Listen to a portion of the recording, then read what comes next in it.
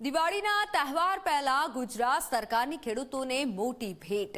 વરસાદથી નુકસાન પામેલા ખેડૂતો માટે રાજ્ય સરકારે જાહેર કર્યું 947 કરોડનું કૃષિ રાહત પેકેજ। શું આ સહાયથી ખેડૂતો ખુશ છે? જુઓ આ રિપોર્ટમાં।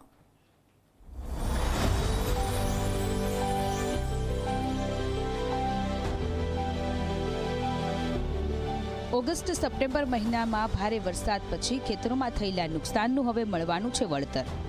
રાજ્યના 5 જિલ્લાઓ જૂનાગઢ, પંચમહાલ, કચ્છ, પાટણ અને વાવ-થરાદ આ જિલ્લાઓના ખેડૂતોને મળશે આ પેકેજનો લાભ। 15 થી અમારે ફ્લડ આવેલું છે, 15 થી જમીઓ 2 પડી હતી તો 12,000 શું થાય? અમારી 1 હેક્ટરે અમારે નાગલામાં 40,000 રૂપિયા હાલે તો કોઈક અમારું કલ્યાણ વળે એમ છે ખેડૂતોને। 947 કરોડનું કૃષિ રાહત પેકેજમાં એસડીઆરએફમાંથી 563 કરોડ, રાજ્ય બજેટમાંથી 384 કરોડ ફાળવાયા છે। નોન ઇરિગેટેડ પાક માટે 12,000, ઇરિગેટેડ માટે 22,000 અને બાગાયતી માટે 27,500 રૂપિયા પ્રતિ હેક્ટર મહત્તમ 2 હેક્ટર સુધીની મર્યાદામાં અપાશે। સરકારના અમલદાર ઓફિસોમાં બેઠા બેઠા સર્વે કરે છે અને સરકાર પણ મોટે પાયે આંકડા જાહેર કરે છે કે ગુજરાતના 18 તાલુકાઓમાં 800 ગામોમાં અમે સહાય આપશું। પરંતુ હું આપના માધ્યમથી સરકારને પૂછવા માંગુ છું, જે હમણાં નવા કૃષિ મંત્રી બન્યા એમને પણ પૂછવા માંગુ છું કે ભાઈ તમારો કયો ગ્રામ સેવક, તમારો કયો ખેડૂત અધિકારી કયા ખેડૂતના ખેતર ઉપર ગઈ અને તમે સર્વે કરવું છે? કચ્છની અંદર વરસાદ ચાલુ જ હતો, એમાં મગફળી કાઢેલ હતી એને બહુ નુકસાન થયું હોય, સામે કપાસને ઘણા નુકસાન થયા છે। તો આ તાત્કાલિક ધોરણે સરકારશ્રીને વિનંતી કરીએ કે તાત્કાલિક ધોરણે આનું સહાય જાહેર કરે। છેલ્લા 4 થી 5 વર્ષની અંદર અતિ ભારે વરસાદના કારણે કચ્છની અંદર ખેડૂતોને પારાવાર નુકસાન થયું છે। કપાસની વાત કરો, મગફળીની વાત કરો કે બાગાયત પાકની અંદર દાડમની અંદર આજે એટલું બધું નુકસાન છે કે એમને ફૂલ આવ્યા છે તો આ છેલ્લા વરસાદના કારણે દાડમના ફૂલ બધા પડી ગયા છે।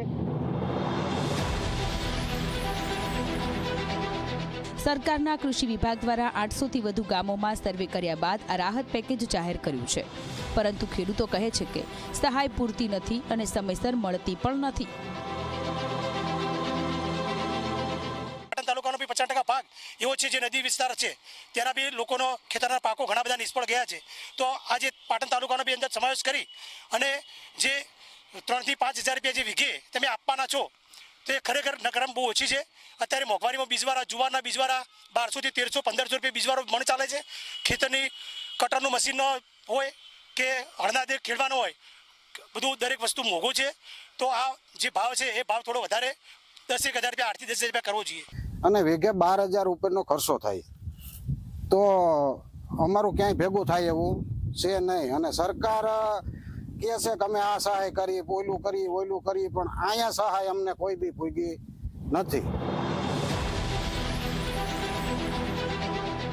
ખેડૂતોની નારાજગી વચ્ચે સરકાર કહે છે કે સહાયની પ્રક્રિયા ઝડપથી પૂર્ણ થશે, પરંતુ પ્રશ્ન એ છે કે આ સહાય ખેડૂતોના ખાતામાં ક્યારે આવશે?